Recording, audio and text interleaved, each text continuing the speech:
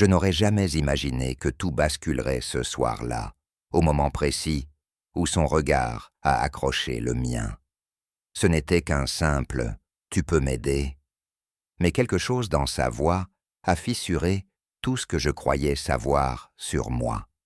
À partir de cette seconde, chaque choix est devenu un risque, et chaque souffle près de lui une tentation. Je m'appelle Adrien, et j'ai 18 ans.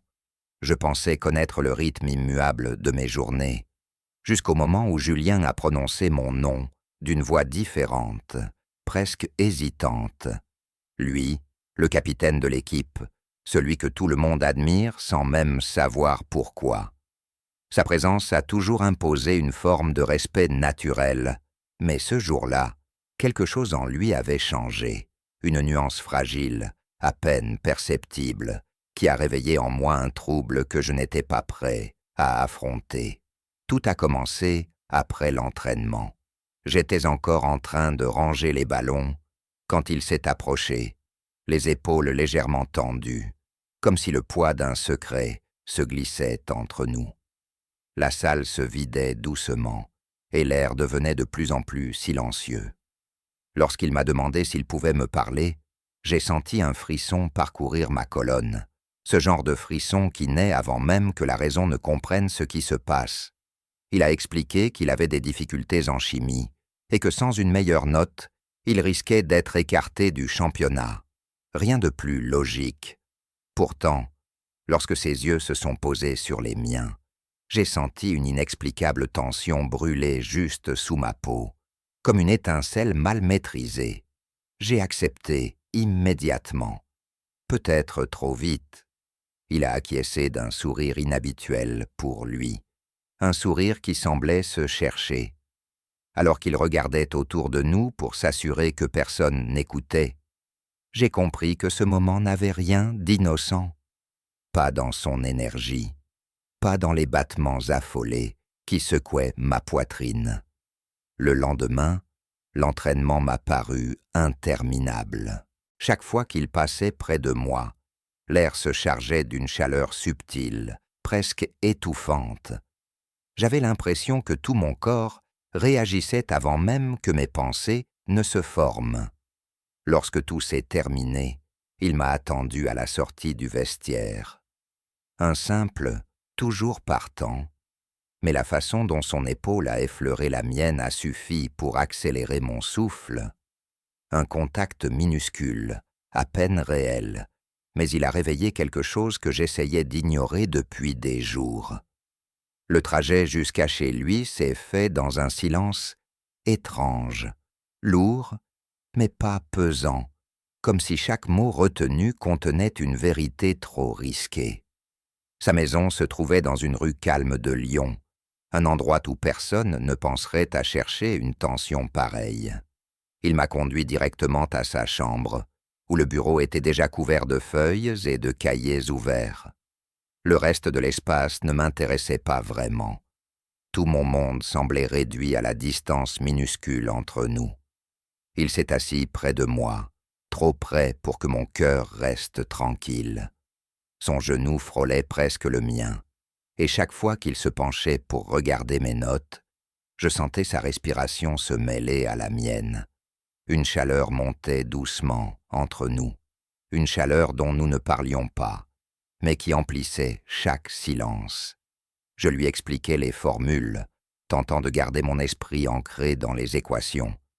Mais parfois je le surprenais à m'observer au lieu d'écouter. Un regard prolongé, presque trop franc, qui me coupait le souffle. La pièce semblait se resserrer autour de nous, le monde extérieur disparaissant un peu plus à chaque seconde. Une tension suspendue, prête à glisser vers quelque chose de dangereux si l'un de nous avançait d'1 millimètre de trop. 2 heures passèrent ainsi, entre phrases maîtrisées et pensées incontrôlables. Puis il a fermé son cahier d'un geste lent, presque fragile. « Tu es vraiment doué », murmura-t-il, et cette reconnaissance sincère me frappa plus profondément que prévu. Son regard s'attarda encore, un peu trop longtemps, au point où j'ai senti ce tiraillement familier s'emparer de moi, celui qui m'obligeait à détourner le visage avant que mes émotions ne deviennent visibles. Le silence qui suivit était chargé, comme si chaque respiration risquait de révéler ce que nous retenions depuis trop longtemps.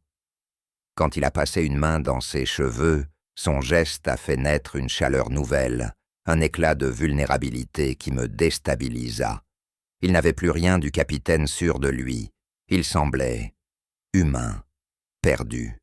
Et cette vision a allumé en moi une douceur presque douloureuse. « On devrait continuer demain », dit-il enfin, mais sa voix tremblait légèrement, comme si une part de lui espérait le contraire. Je me suis levé, hésitant, lui aussi. Pendant une seconde suspendue, nos regards se sont accrochés.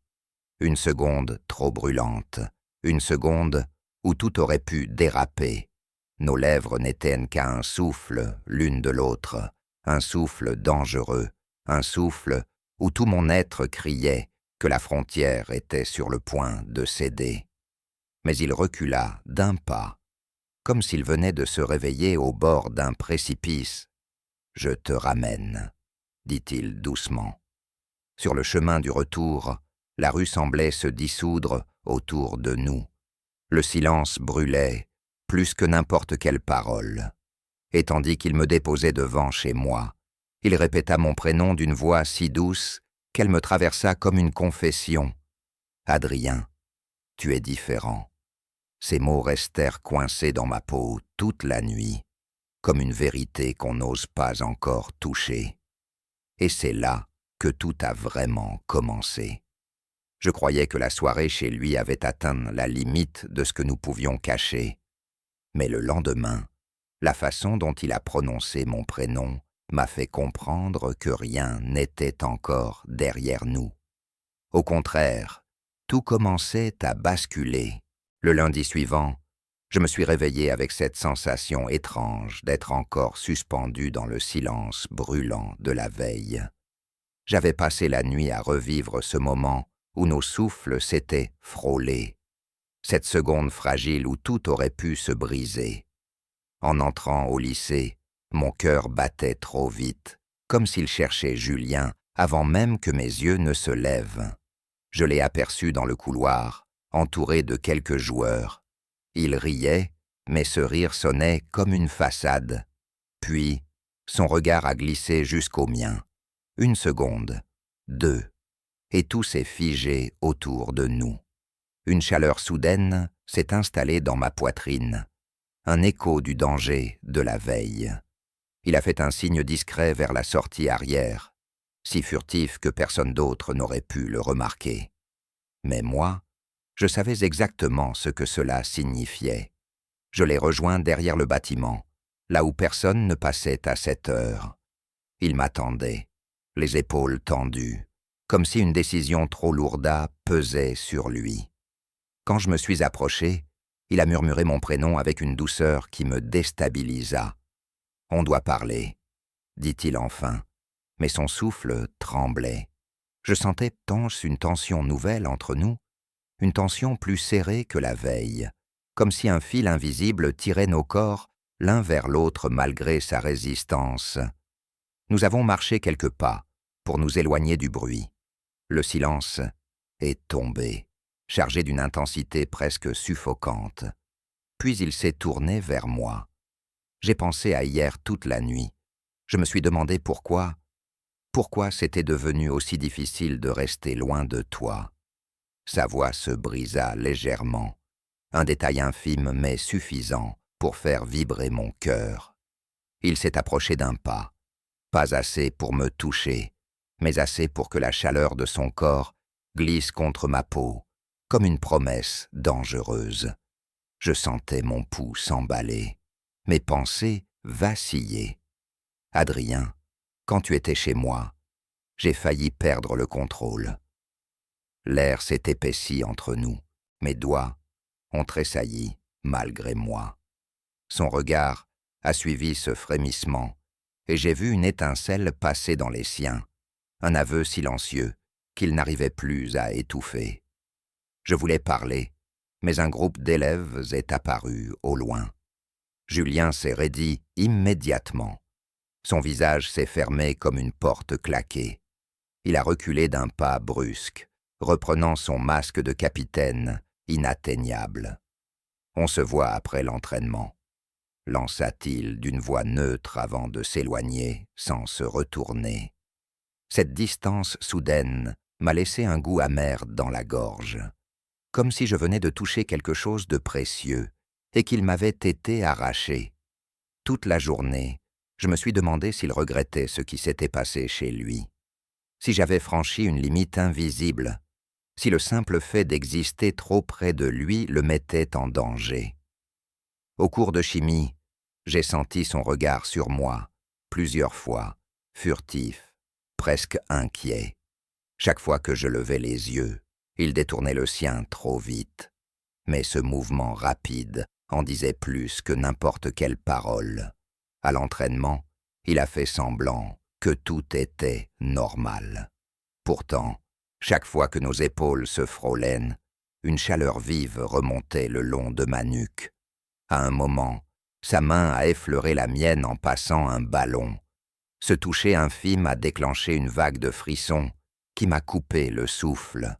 Son regard s'est accroché au mien une fraction de seconde. Je n'oublierai jamais cette fraction. La tension brûlait assez pour réduire à néant toute volonté de rester raisonnable. Quand tout le monde est sorti, il m'a retenu par le poignet. Un contact léger, mais suffisant pour faire trembler ma poitrine. « Viens », murmura-t-il. Sa voix n'avait plus rien d'assuré. Nous nous sommes réfugiés dans le petit local, où l'on rangeait les chasubles. La porte à peine refermée, il a laissé échapper un souffle tendu, comme si retenir ses émotions devenait impossible. « Tu te rends compte de ce que je fais ?» dit-il, presque à voix basse. Je n'ai jamais été aussi perdu. Il a passé une main sur son visage, puis sur sa nuque, cherchant une stabilité qui lui échappait complètement. Je n'osais pas bouger, mais lorsqu'il s'est rapproché, son épaule a frôlé la mienne dans un geste presque instinctif. La chaleur de ce contact m'a traversé comme une décharge. Hier, quand tu étais si près, il s'arrêta, cherchant ses mots. Je ne sais pas pourquoi je ne t'ai pas embrassé. Ma respiration s'est bloquée. Ses yeux se sont plongés dans les miens, profondément, comme s'il cherchait la permission que ni lui ni moi n'osions formuler. Le silence entre nous vibrait, prêt à céder. Nos visages se rapprochèrent lentement, trop lentement pour être un accident. L'air tremblait. Un souffle contre ma joue, une seconde, suspendue. Nos lèvres n'éteignent qu'à un souffle, cette proximité brûlante, où chaque pensée se dissolvait. Une chaleur intense montait dans ma poitrine, une chaleur qui me tirait vers lui comme une force que je ne contrôlais plus. Mais avant que la frontière ne cède, une voix résonna dans le couloir. Julien s'écarta si brusquement que le vide me heurta. Son regard se remplit de panique, puis d'un mélange de colère et de frustration. « On ne peut pas », souffla-t-il. Sa voix se fissura. « Pas ici, pas comme ça. » Il déglutit difficilement, puis ajouta d'un ton cassé. « Je dois réfléchir. Je dois choisir entre ce que je ressens et tout ce que je risque de perdre. » Ces mots me coupèrent le souffle, car pour la première fois, je comprenais que ce choix serait peut-être notre première véritable rupture. Je pensais que son hésitation était le pire, mais le véritable danger est apparu le lendemain, quand quelqu'un d'autre a remarqué ce que nous essayions désespérément d'étouffer entre nous. À partir de cet instant, rien n'a plus été sous notre contrôle. Le matin suivant, j'ai senti une lourdeur inhabituelle en entrant au lycée, comme si l'air lui-même avait absorbé la tension que Julien avait laissée derrière lui la veille. Je savais qu'il allait m'éviter. Je savais que son besoin de distance allait l'emporter sur tout le reste.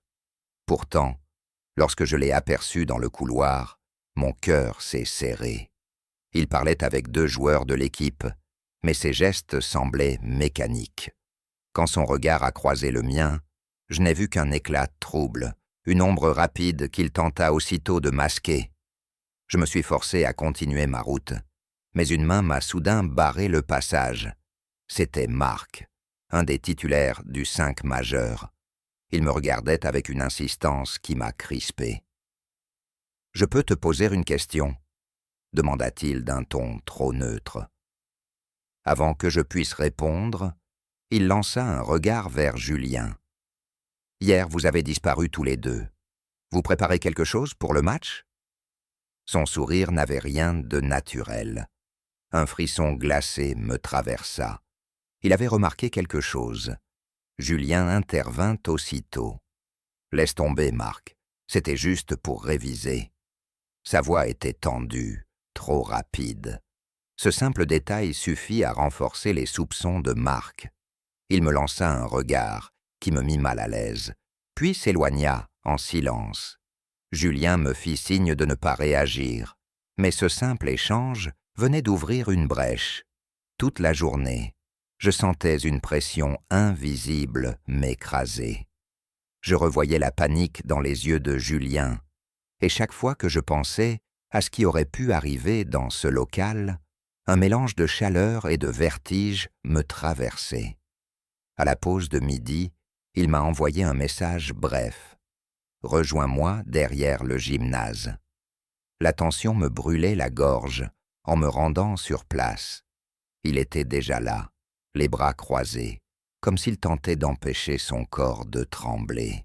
« Il faut qu'on soit prudent, » dit-il dès que j'arrivais. « Marc nous observe, et si lui l'a remarqué, d'autres le feront aussi. » Sa voix portait un mélange de peur et d'autres choses que je n'arrivais pas encore à nommer. Je m'approchai d'un pas. « On n'a rien fait de mal, » murmurai-je. Il secoua la tête. « Dans leur monde, ça suffit pour qu'on devienne des cibles. » Il fit une pause, puis son regard glissa vers moi, chargé d'une intensité qui me fit oublier de respirer. « Adrien, je sais ce que je ressens, mais je n'ai pas le droit de te faire porter mes conséquences. » Une brûlure monta dans ma poitrine. « Ce n'est pas seulement à toi de décider, » dis-je doucement. Il détourna le visage comme si mes mots l'avaient blessé. « J'essaie de te protéger. » Avant que je puisse répondre, la porte du gymnase s'ouvrit brusquement. Marc sortit en fixant Julien d'un regard sombre. Julien se raidit immédiatement. « Je vous cherchais, » lança Marc. « Le coach veut parler au capitaine et... » Son regard glissa vers moi. « Toi aussi, Adrien. » Je compris alors que quelque chose clochait. Le ton de Marc était trop contrôlé, trop froid. Dans le bureau du coach, l'atmosphère était lourde.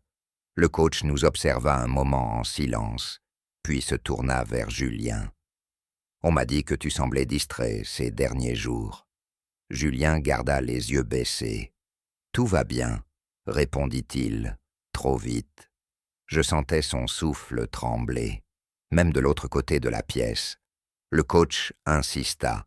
« Certains pensent que tu ne te concentres plus sur l'équipe. » Une sueur froide glissa dans mon dos. Je savais d'où venait cette remarque.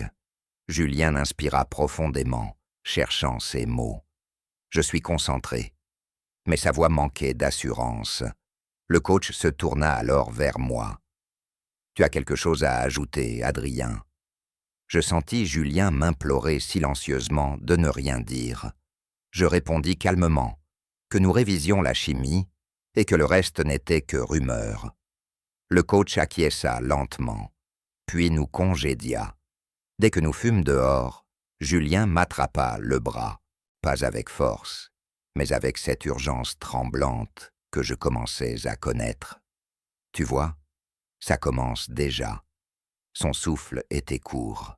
« Si quelqu'un découvre la vérité, je perds l'équipe, mon avenir, tout. » Je baissai les yeux. Une douleur profonde montait en moi, une douleur que je n'étais pas sûr de pouvoir contenir. Et moi?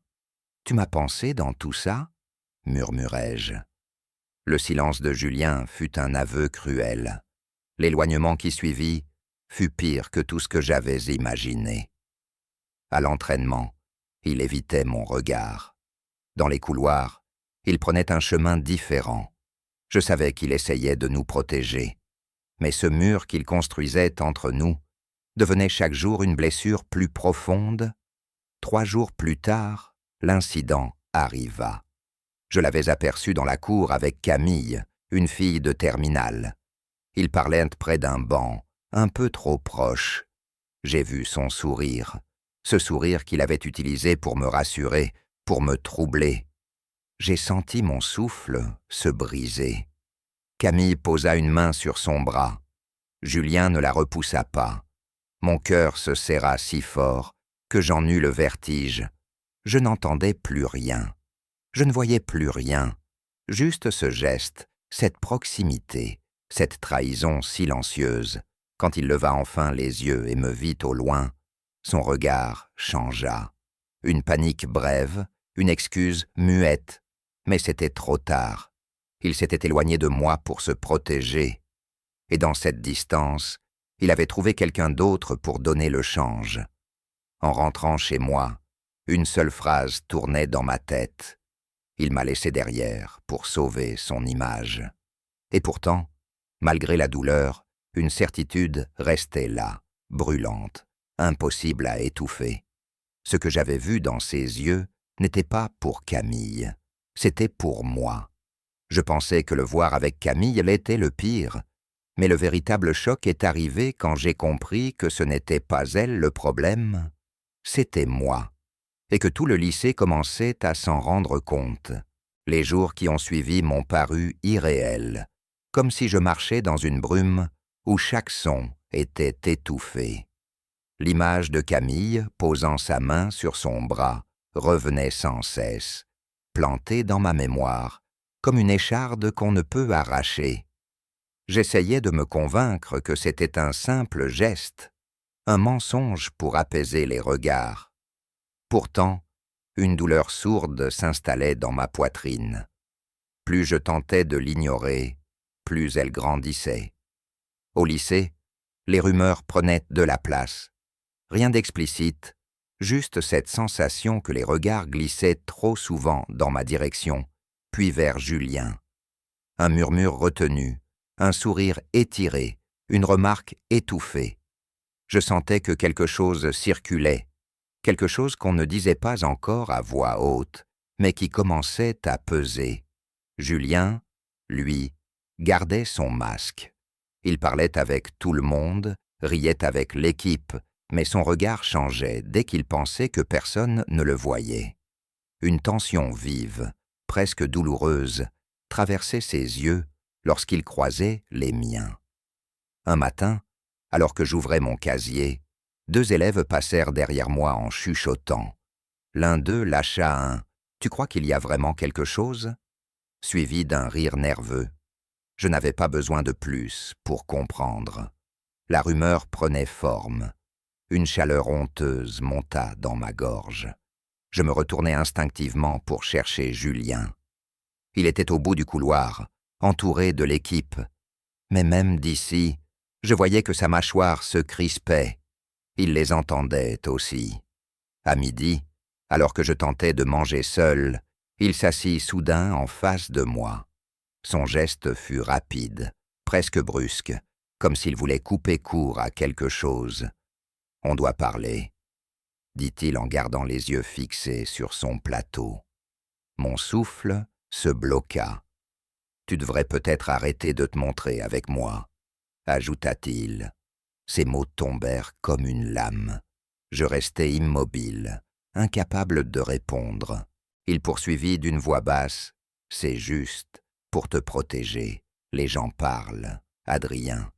Et ils n'ont aucune idée de ce que ça peut provoquer. » Je serrai les poings sous la table.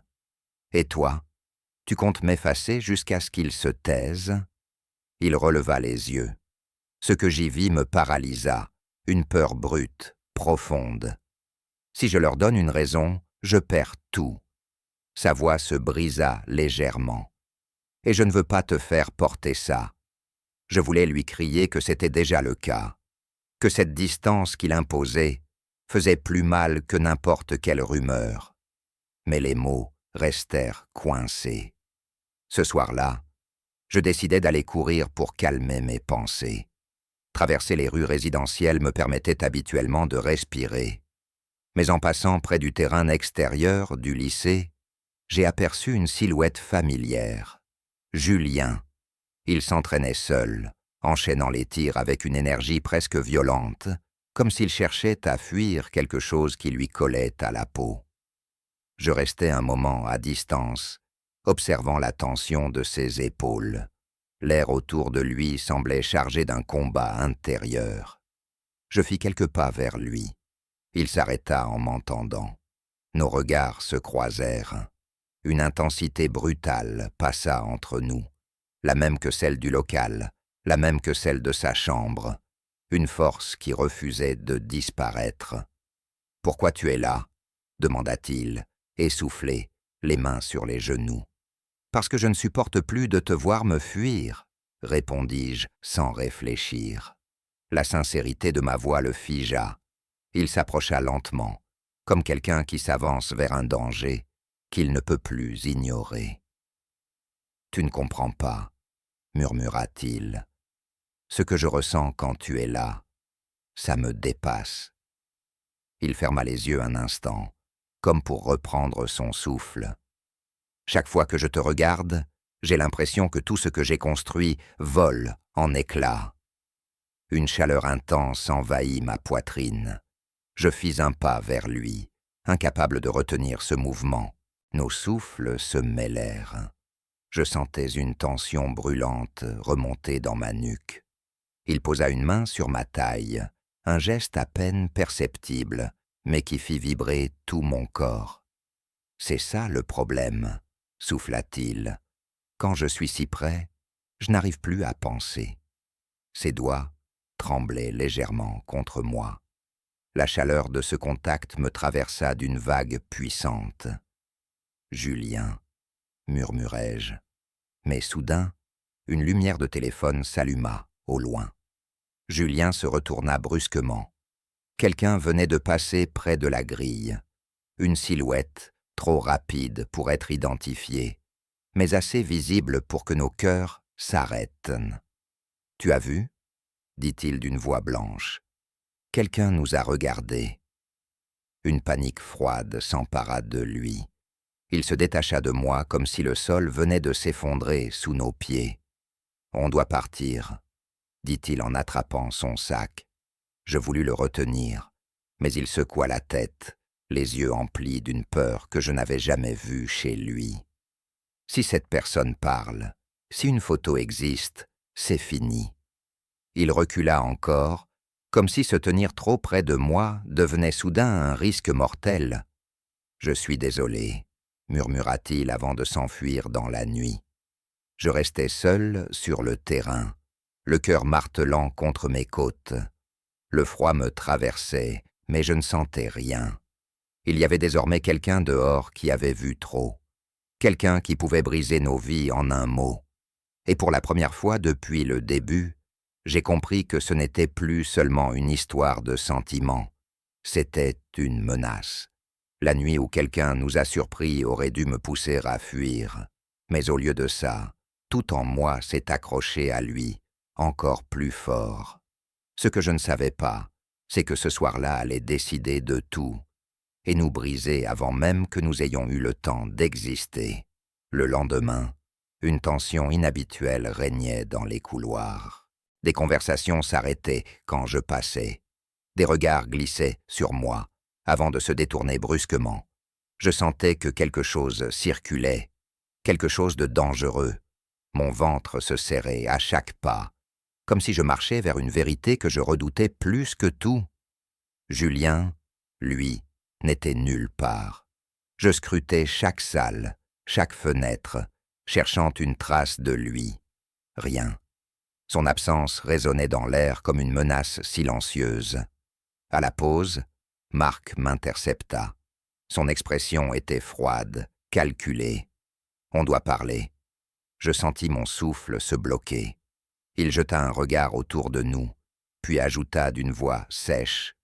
Hier soir, quelqu'un a vu quelque chose. Une chaleur glacée remonta dans ma nuque. Je tentais de rester calme. Je ne vois pas de quoi tu parles. Il se pencha légèrement vers moi. Arrête. Je sais que tu étais avec Julien. Ces mots me frappèrent comme un coup. Tu veux ruiner sa vie? Tu veux que l'équipe explose? Je ne répondis pas. J'essayais simplement de respirer. Marc continua, plus bas. On ne laissera pas ça arriver. Julien a besoin de se concentrer. Tu dois le laisser tranquille, définitivement.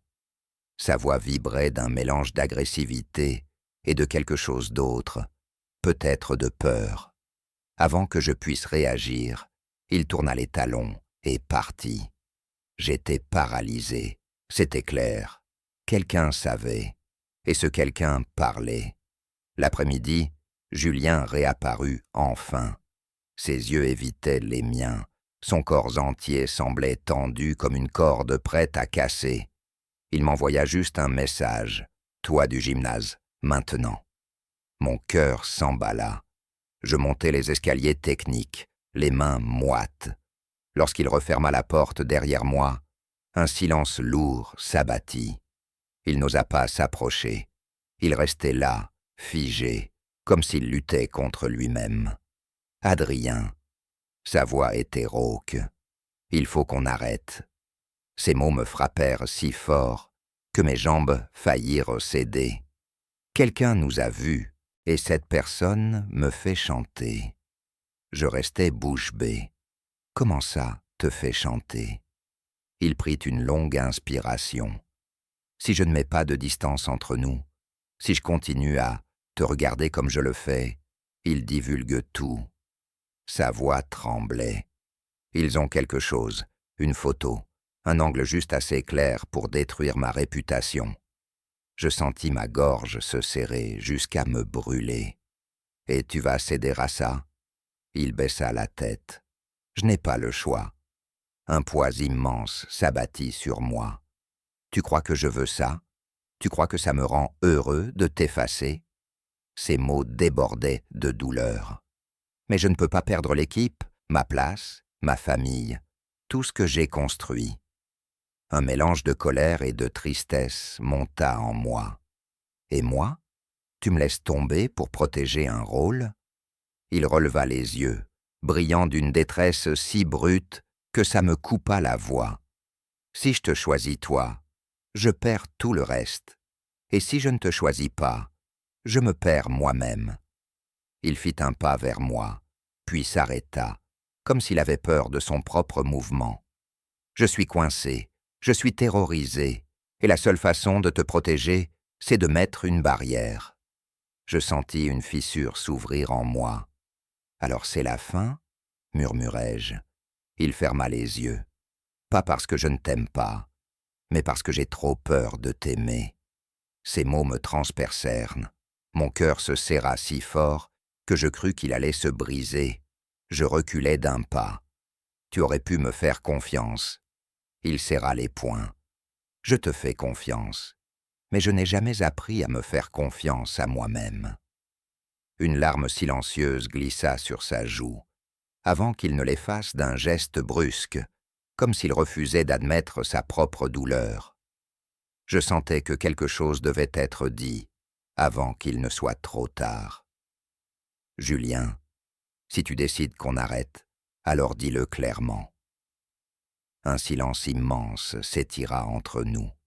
Il ouvrit la bouche, chercha les mots, mais aucun son ne sortit. Finalement, il s'approcha, si près que je sentis la chaleur de son souffle contre ma peau. Cette proximité me transperça d'une vague de frissons. « Je veux être près de toi, » murmura-t-il, « mais je ne peux pas maintenant, pas comme ça. » Je fermai les yeux pour ne pas pleurer. Alors on fait quoi? On attend, on s'ignore. Il resta silencieux. Puis il fit ce que je redoutais. Il recula, lentement. comme quelqu'un qui renonce à quelque chose de vital. Je dois protéger ce que je peux encore sauver. Sa voix se brisa. « Pardonne-moi. » Il ouvrit la porte, prêt à partir. Je sentis une panique sourde monter en moi. « Julien !» Il s'arrêta, sans se retourner. « Dis-moi au moins que ce que j'ai vu dans tes yeux était vrai. » Un silence. Puis, d'une voix presque inaudible, « C'était vrai, trop vrai. Et c'est pour ça que ça doit s'arrêter. » La porte se referma derrière lui, avec un bruit sec qui résonna comme un point final. Je restais seul sur le toit, le vent glacé fouettant mes pensées. Un vide immense s'ouvrait en moi. Mais au milieu de cette douleur, une certitude persistait. Ce n'était pas la fin de notre histoire. C'était simplement la fin du chapitre où nous avions trop peur pour nous choisir. Et quelque part en bas, dans les ombres du lycée, quelqu'un tenait encore cette photo, prêt à décider du reste.